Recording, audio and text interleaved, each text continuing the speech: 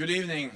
Allied leaders have just met to address the gravest threat to Euro-Atlantic security in decades. I invited NATO's close partners, Finland, Sweden and the European Union, to our summit because this crisis affects us all. Russia has shattered peace in Europe. The people of Ukraine are fighting for their freedom in the face of Russia's unprovoked invasion. We deplore the tragic loss of life, enormous human suffering and destruction. Our thoughts are with those killed, injured and displaced. We call on Russia to stop this senseless war. Immediately cease its assaults, withdraw all its forces from Ukraine, and turn back to the path of dialogue and turn away from aggression. The Kremlin's objectives are not limited to Ukraine. Russia has demanded legally binding agreements to announce further NATO enlargement and to remove troops and infrastructure from allies that joined after 1997. We are facing a new normal in European security, where Russia openly contests the European security order and uses force to pursue its objectives. The world will hold Russia and Belarus accountable for their actions. Russia as the aggressor, Belarus as the enabler. President Putin's decision to pursue his aggression against Ukraine is a terrible strategic mistake, for which Russia will pay a severe price for years to come. NATO allies and the European Union have already introduced significant sanctions, and many of our partners around the globe have joined us. We must stand ready to do more, even if it means we have to pay a price, because we are in this for the long haul. At the same time, the Russian people must know that Kremlin's war on Ukraine will not make Russia more secure. It will not make Russia more respected in the world. It will not lead to a better future for your children. In response to Russia's massive military build-up over the past months, we have already strengthened our deterrence and defense.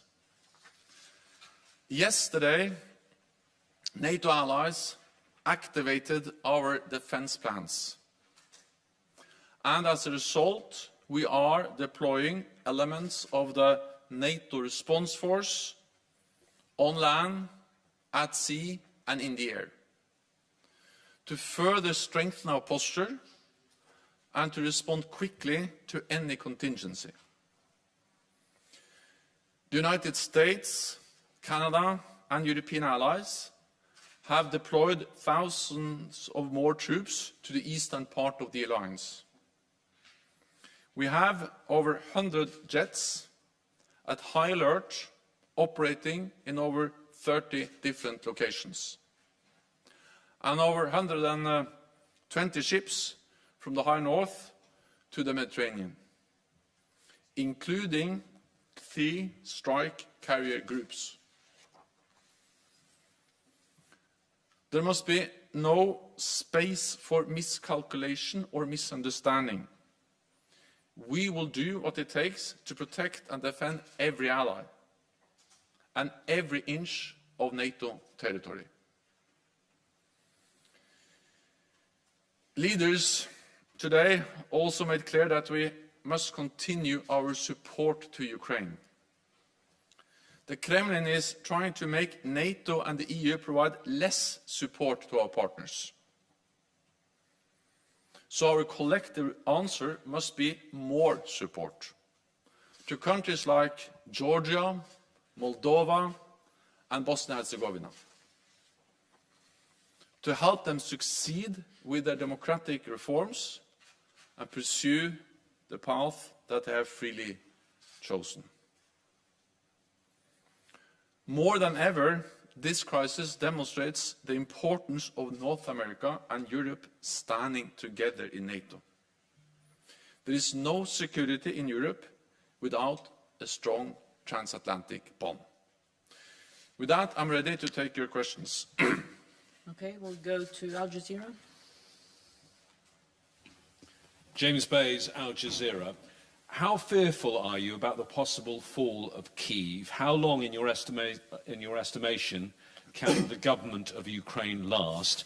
And if we move to a resistance insurgency type situation, what support can NATO then give? So what we see now is a full-fledged invasion of Ukraine from multiple directions with air, sea and land capabilities. And this is actually in line with what our intelligence services predicted over a long period of time, because we saw the build-up around Ukraine with air, sea and land forces. We see, of course, that they're moving towards Kiev. We also see the rhetoric, the messages, which is strongly indicating that the aim is to change government, to change and remove the democratically elected government in Kiev. We are in close contact with the government of Ukraine. We are, of course, monitoring the situation very closely. It is still a fluid situation. What we have seen is that the Ukrainian forces are fighting bravely and are actually able to inflict damage on the invading Russian forces. But again, it is a very fluid and an evolving situation. NATO allies expressed at the summit today that they provide support to Ukraine. They are ready to continue to provide support to Ukraine, military support, financial support, humanitarian support. And then I think we all have to judge how things evolve. But the message from NATO leaders and also from Finland and Sweden, EU, is that we are there to support Ukraine. We have supported Ukraine for many years and we continue to provide support.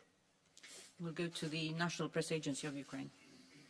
Dmitry Shkurko, National News Agency of Ukraine. Secretary General, in the current situation which we observe now in Ukraine, does NATO preserve its desire to assist Ukraine with defensive equipment? In particular, can we expect that NATO will provide Ukraine with so badly needed anti-aircraft equipment? Thank you so much. So NATO allies continue to provide support to Ukraine, and it was actually at the meeting today at the NATO summit with EU and Finland and Sweden, allies announced and also informed other allies about the type of weapons, the type of support, and some of that also includes air defense systems. So NATO allies have and continue to provide support, military, but also different types of equipment to Ukraine. Then we all realize that, of course, in this very evolving and difficult situation, it's hard to predict what will be the what are the possibilities in the future. But allies are providing support and are very committed to continue to provide support. Okay, we'll go to NBC, just behind the cameras. Thank you, Mr. Secretary General. There's concern that NATO could get pulled into this conflict if Russia were to shut down electricity or other services in Ukraine that could spill over into Poland or Romania. Can you say explicitly whether a Russian cyber attack of that nature would trigger an Article 5 collective defense? So we are sending a very clear message to Russia that we provide support to our partner Ukraine, and allies provide many different types of support. NATO help Ukraine also with their cyber defenses. But then for NATO allies, we provide the absolute security guarantees under the Washington Treaty, Article 5. An attack on one will be regarded as an attack on all. And we are clear on this distinction because it is important to make sure that we don't have an even bigger crisis in Europe, where Russia challenge or is threatening or attacking any NATO allied country. And that's the reason why we so clearly send a message that we are there to protect all allies and every inch of NATO territory. When it comes to cyber attacks and the risk for incidents and accidents, for instance in the Black Sea, we are pursuing mechanisms of deconfliction to prevent that from happening.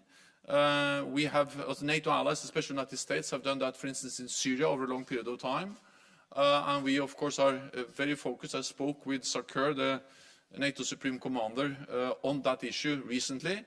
And he is very focused on the need to deconflict, to make sure that we don't have incidents or accidents that can spiral and get out of control and create a very dangerous situation.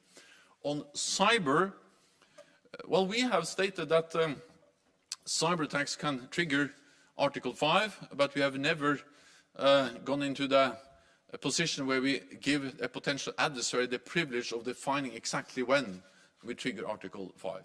We are focused on strengthening our cyber defenses. We are very much aware of that that's a risk, and therefore we are stepping up both the protection of our cyber networks, but also providing support to Ukraine. And we are very focused on the need for deconfliction. Okay, we'll go to NPR Deutsche Welle.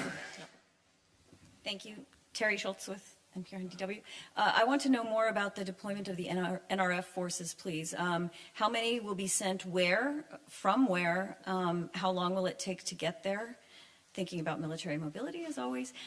And also, what has changed in your calculation about the threat to NATO territory that has led allies to make the decision to deploy this for the first time in history for the purposes of collective defense? Thank you. Well, what has changed over the last days is, of course, that there's a full-fledged invasion of a partner, a country that borders several NATO allied countries. And this is the most serious security crisis we have faced in Europe for decades. And therefore, we have the High Readiness Force, we have the NATO Response Force, and that's the reason why we are deploying it, to, again, prevent any miscalculation, any misunderstanding that we are not ready to protect and defend all allies. And of course, this is something all allies have agreed to do. 30 allies agreed. But of course, especially those in the eastern part of the alliance are extremely concerned. They are close to this, the fighting in Ukraine, and they also border Russia, and they have seen not only the military build-up and the ongoing war in Ukraine, but also seen the very threatening rhetoric. Because this goes far beyond Ukraine.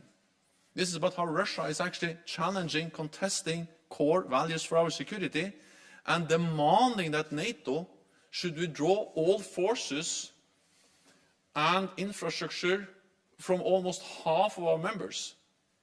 And they have stated that if we don't do that, if we don't meet their demands, there will be what they call military technical consequences. So we have to take this seriously, and that's exactly why we are now deploying the NATO Response Force for the first time in a collective defense context. And we speak about thousands of troops. We speak about air and maritime capabilities. They are already actually part of the standing naval groups.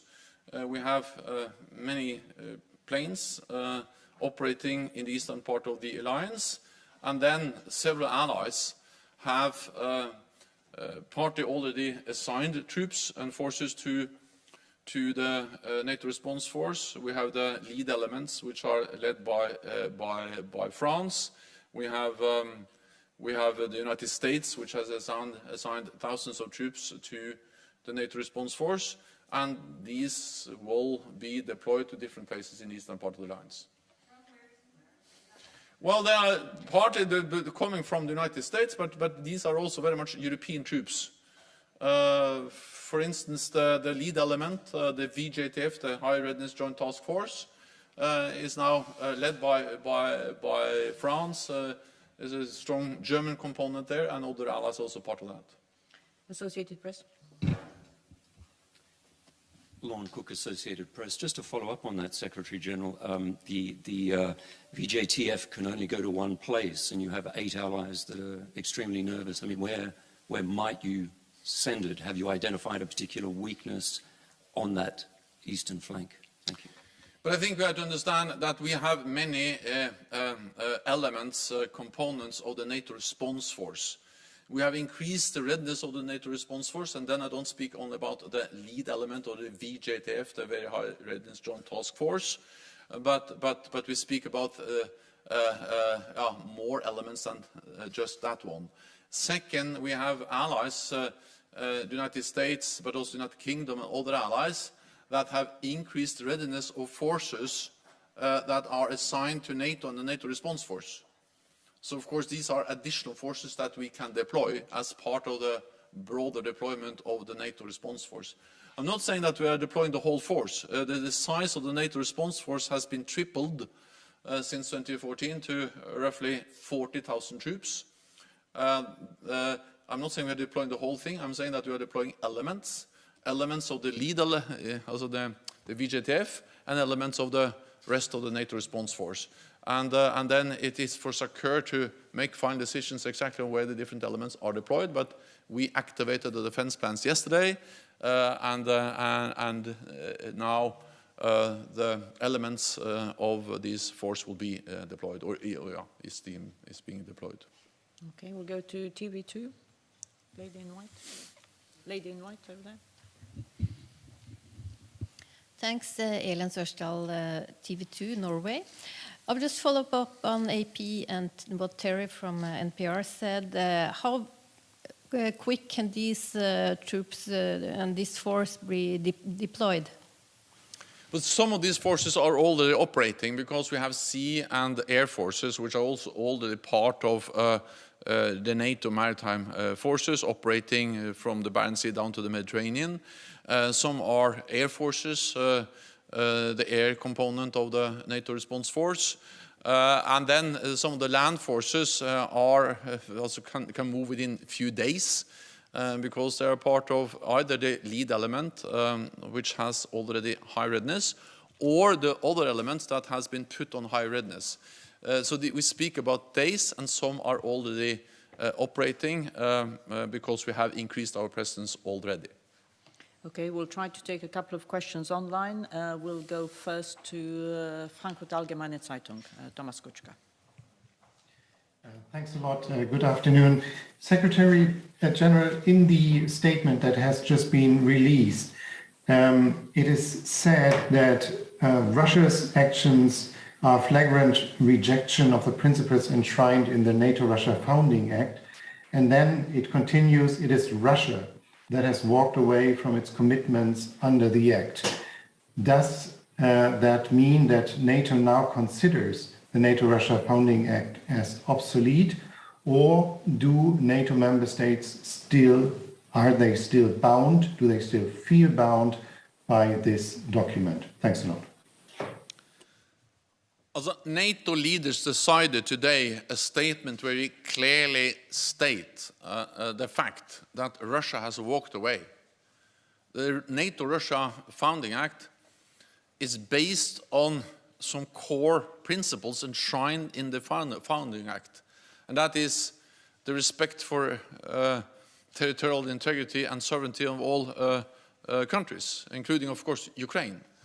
And this has been violated not once but twice, and actually been constantly violated since 2014 with the illegal annexation of Crimea and the continued presence of Russian forces and Russian-backed separatists in eastern Ukrainian Donbass.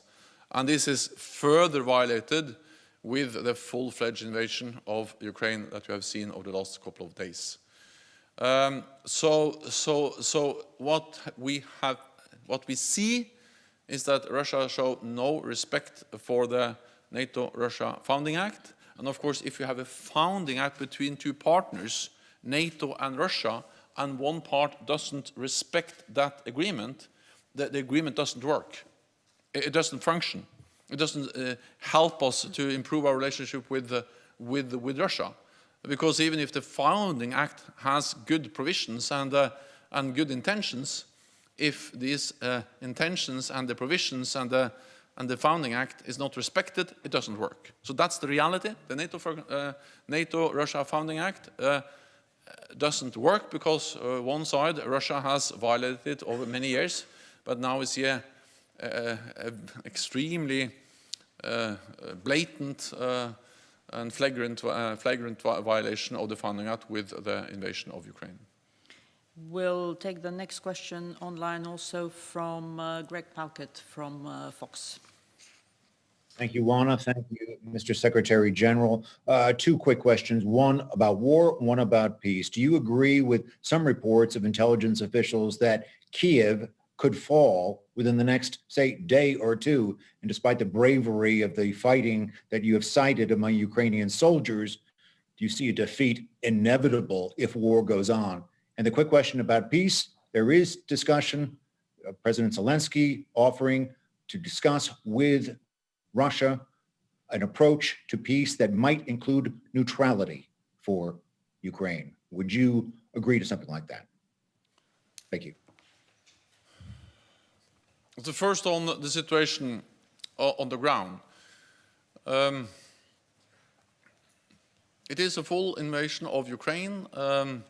They are moving towards Kiev, and the stated goal is to change the government of Ukraine. It is a very unpredictable situation.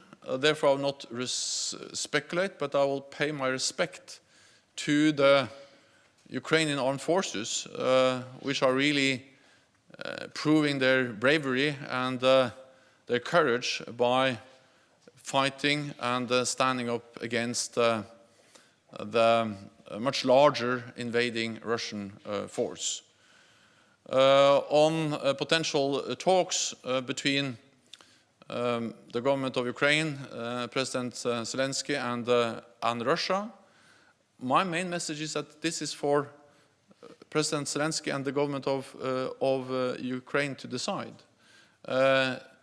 What we need to see now is that Russia stop the attack against Ukraine, that they withdraw their forces and cease all the attacks on Ukraine. That's the easiest, the fastest, and the best way to peace. So if they want peace, then it's just stop to attack Ukraine. And therefore we call on Russia to do exactly that. Okay, we'll go to NTV. Yes, Sonomut from NTV. Secretary General, two short questions. First, you're a statistician, and so far with regard to risk, you have already evaluated the risk and the threat against NATO coming from Russia. Particularly, you foresee the playbook of Russia.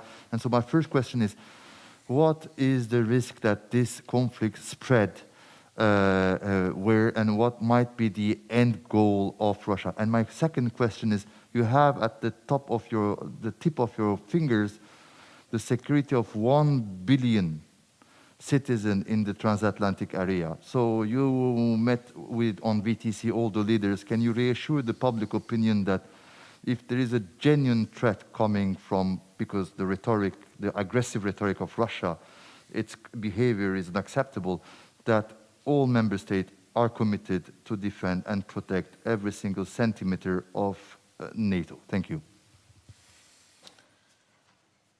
In the meeting today with NATO leaders, it was a very strong message of unity, a very strong message of resolve that we need to stand together, not only in words but also in deeds. So we agreed a strong statement calling on Russia to stop the attacks on Ukraine, to withdraw its forces, but also we agreed to continue to provide support to Ukraine and also continue to strengthen our presence in the eastern part of the alliance to prevent any attack on any NATO allied country. We have a defensive presence in the east. We are increasing our presence, not to provoke a conflict, but to prevent the conflict. And as long as there is no doubt about NATO's readiness to protect and defend all allies, and our commitment to the core message, the core task of NATO, one for all for one, an attack on one ally will be regarded as an attack on all, then no ally will be attacked. And that will prevent the conflict. And that will preserve peace for NATO allies and for 1 billion people. And that's the reason why we communicate so clearly, and that's the reason why we are deploying more troops in the eastern part of the alliance, to make sure that there is no possibility to misunderstand our readiness to protect and defend all allies. And again, this is to preserve peace, to prevent an attack, and to prevent that the war which is going on in Ukraine spill over to any NATO allied country. And that was the message from NATO leaders today. That was also the message when I met with many of them in the G7 yesterday. And that is also, of course, the message when we speak to close partners, Finland, Sweden, and the European Union, because we all are concerned, and Russia's attack on Ukraine is more than an attack on Ukraine. It's a devastating, horrendous attack on innocent people in Ukraine, but it is also an attack on the whole European security order, and that's the reason why we take it so extremely seriously. Deutsche Welle. Thank you, Alexandra von Nahm, Deutsche Welle. Secretary General, one question on Ukraine's request for Turkey to close the Bosporus for Russian warships. Was that discussed today? And one follow-up on the question just asked. We heard today from the Lithuanian foreign minister saying that when we lose Ukraine today, we will be fighting for NATO later. Would you say that the statement is exaggerated? Thank you. So on the Bosporus, that was not an issue.